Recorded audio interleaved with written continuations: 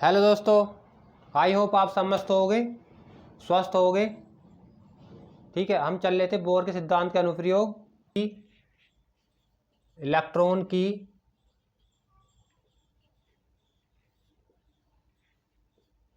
ऊर्जा ज्ञात करना। ऊर्जा ज्ञात करना, इलेक्ट्रॉन की ऊर्जा ज्ञात करना।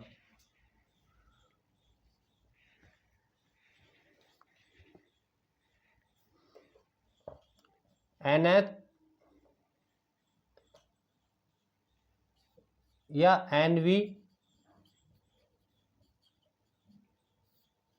कक्षाओं में इलेक्ट्रॉन की टोटल एनर्जी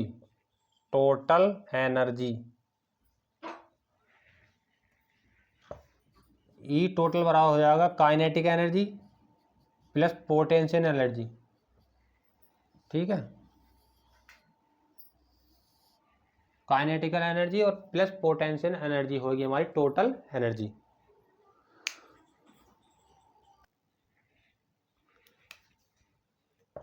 हमने पीछे पढ़ा था M V square equal to होएगा Z E square upon R. ठीक है, और काइनेटिक एनर्जी हमारी होगी half M V square 1/2 Z E square के। ठीक है भाई,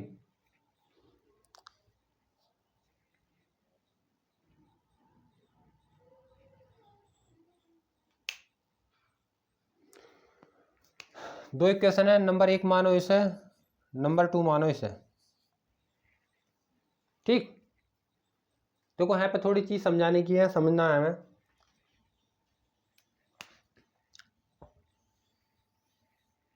ये हमारा न्यूक्लियस, ठीक है, कोई इलेक्ट्रॉन है अनंत पर जिसकी एनर्जी होती है शून्य। ठीक है, कोई इलेक्ट्रॉन अनंत पर है जिसकी एनर्जी शून्य है, उसे नाभिक के समीप लाया जाता है। जो उसे नाभिक के समीप लाया जाता है, दोस्तों इसमें मैं बताना चाह रहा था, जब कोई इलेक्ट्रॉन अनंत पर होता है तो उसकी एनर्जी शून्य होती है। अब उस इलेक्ट्रॉन को हम क्या लाते हैं, ऑर्बिटल के पास लाते हैं या नाभिक के पास लाते हैं, तो उसकी जो है अनंत से दूरी क्या होती है, कम होती है। और दूरी मान लो r है, ठीक है, और उसकी जो आवश्यक एनर्जी है वो भी क्या हो जाती है, कम होने लगती है। और r दूरी पर जो उसकी आवश्यक एनर्जी कम होती है तो उसका क्या होता है, स्थायित्व क्या हो जाता है, इलेक्ट्रॉन का बढ़ जाता है। और जब एनर्जी शून्य से और कम होएगी तो निगेटिव में जाएगी, और निगेटिव में जाएगी तो स्थायित्व क्या होगा, ज़्यादा होगा। ठीक है, जो न्यूक्लियस के पास होगा इलेक्ट्रॉन, मान लो n ऑर्बिटल में है, नंबर n1 पे, ठीक है, वहाँ न्यूक्लियस का अट्रैक्शन ज़्यादा होता है और एनर्जी क्या होती है उसकी बहुत कम होती है। ठीक है, मानो निगेटिव होती है, तो वहाँ से इलेक्ट्रॉन ज़्यादा स्थायी होता है। और बाहर वाली कक्षा में जो इलेक्ट्रॉन होता है उसकी एनर्जी क्या होती है, उस वाली इलेक्ट्रॉन की तुलना में ज़्यादा एनर्जी होती है। ठीक है,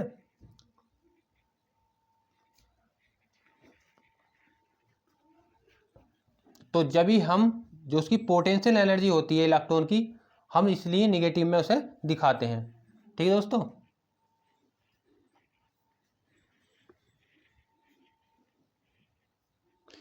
या हम इसे लिख सकते हैं,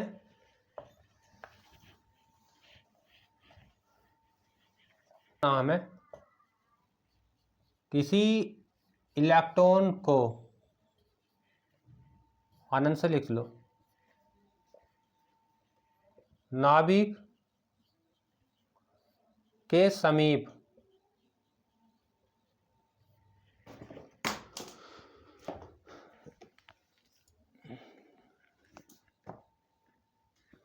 नाभिक के समीप किसी कोष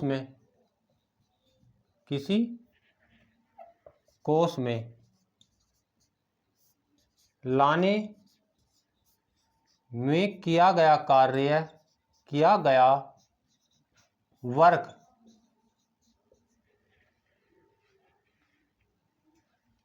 क्या गया वर्क पोटेंशियल एनर्जी कहलाता है। ठीक है दोस्तों, देखो इलेक्ट्रॉन की एनर्जी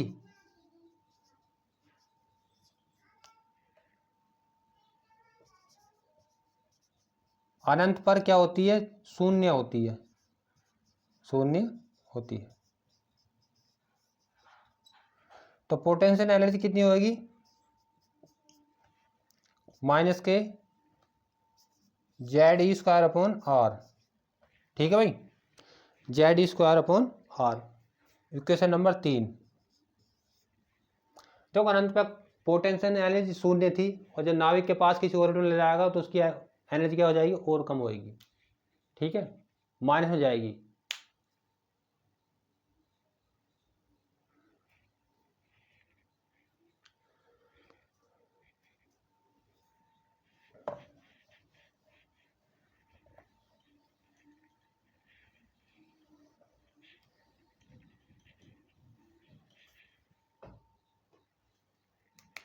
देखो kinetic energy plus potential energy, ये हमारी हुई थी टोटल एनर्जी को इक्वल। काइनेटिक एनर्जी हमारी थी Z E square upon R 1/2 है, लिखो plus minus K Z E square upon R. ठीक है दोस्तों, अब यहाँ से करना क्या है, जेड स्क्वायर ऊपर से कॉमन और आर नीचे से कॉमन ले लो।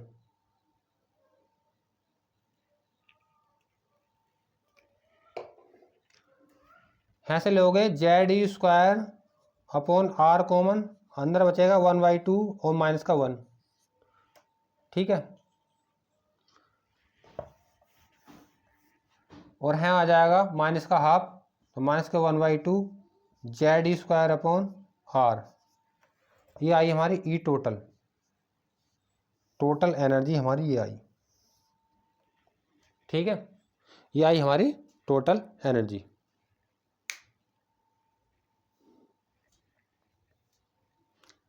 हमने एक फॉर्मूला लिखा था पीछे, जो निकाला था हमने, आर रेडियस जो निकाली थी त्रिज्या, वो हमारी थी आर बराबर थी एन स्क्वायर एच स्क्वायर 4 पाई एम जेड ई स्क्वायर।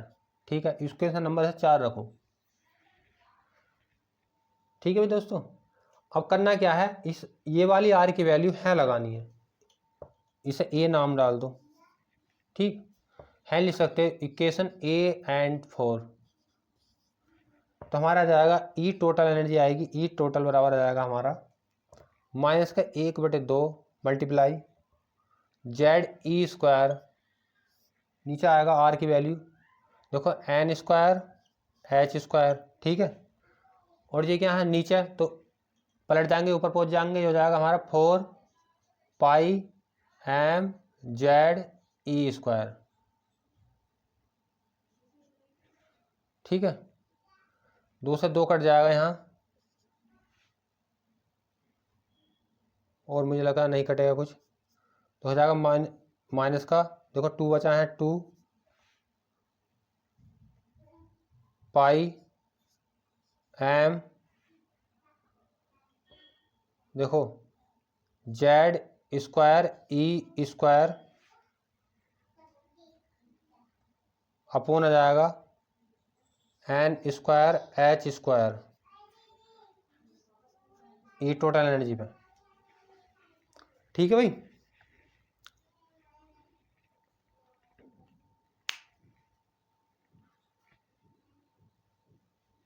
ई की पावर 4 आएगी, 2 पावर ये जुड़ जाएंगी।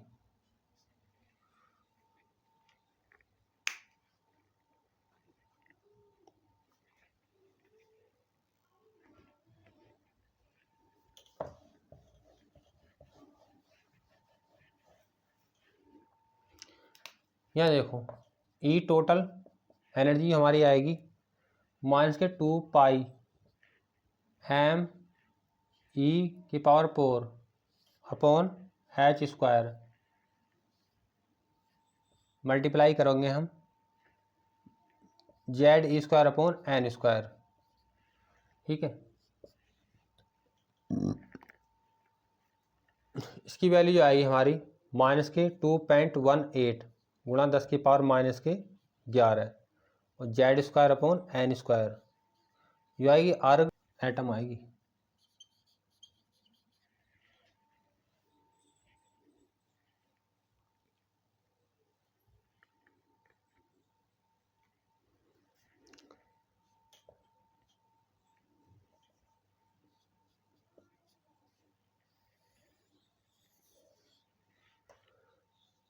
या -2.18 गुणा 10⁻⁻18 Z²/n², ये आएगी हमारी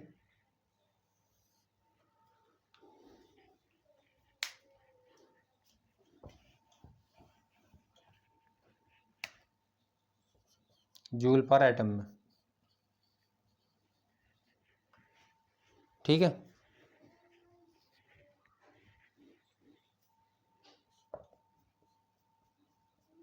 तेरह 0.6 मल्टीप्लाई Z²/n²,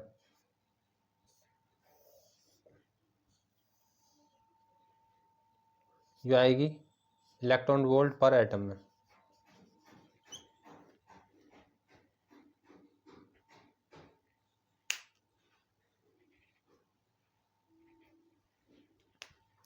देखो, इलेक्ट्रॉन की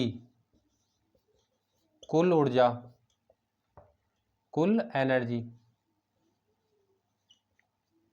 निगेटिव होती है जो इलेक्ट्रॉन के स्थायित्व को बताती है। ठीक है, इलेक्ट्रॉन की कुल एनर्जी निगेटिव होती है जो इलेक्ट्रॉन के स्थायित्व को बताती है।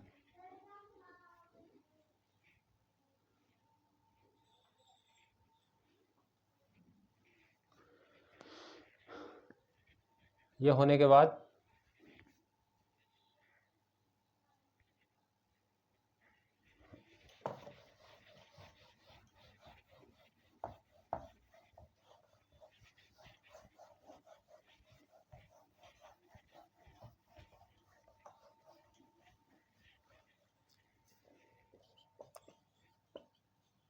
कुल ऊर्जा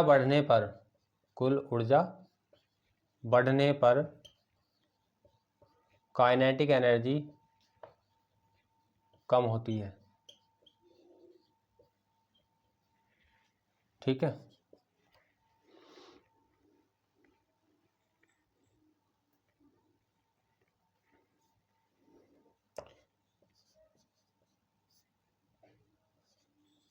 कुल ऊर्जा बढ़ने पर पोटेंशियल एनर्जी बढ़ती है।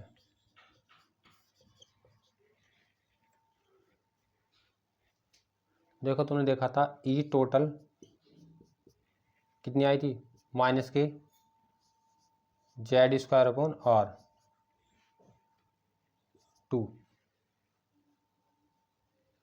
ठीक है, टोटल एनर्जी यही तो आई थी हमारी।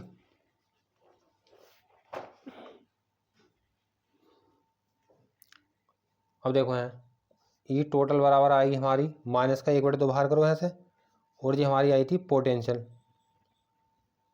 ये वाली Z²/r -के। तो ई टोटल बराबर हो जाएगी हमारी 1/2 पोटेंशियल एनर्जी।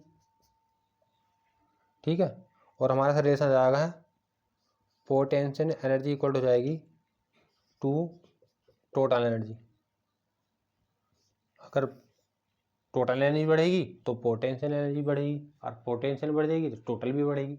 दोनों क्या एक दूसरे के इक्वल है।